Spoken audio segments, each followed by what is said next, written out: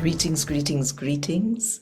Welcome or welcome back to this channel where every day we have a new reading from the Jamaican New Testament, 5 o'clock Jamaica time, every morning on YouTube.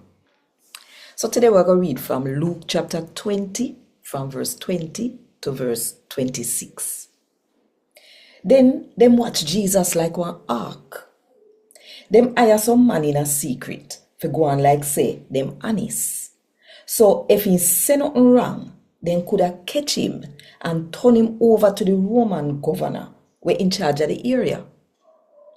The informer them question Jesus. Teacher, we know say you talk and teach were right. You're not partial, but you teach the right sitting about what God wants.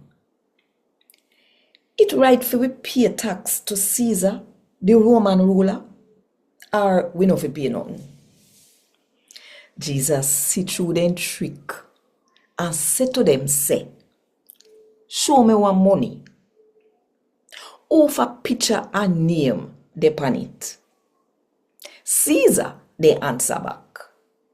So Jesus said to them, say, then give Caesar what fame and give God what fame. Them couldn't trap him with what him say in front of the people them. And then so frightened for hear how him answer. Them couldn't say a word.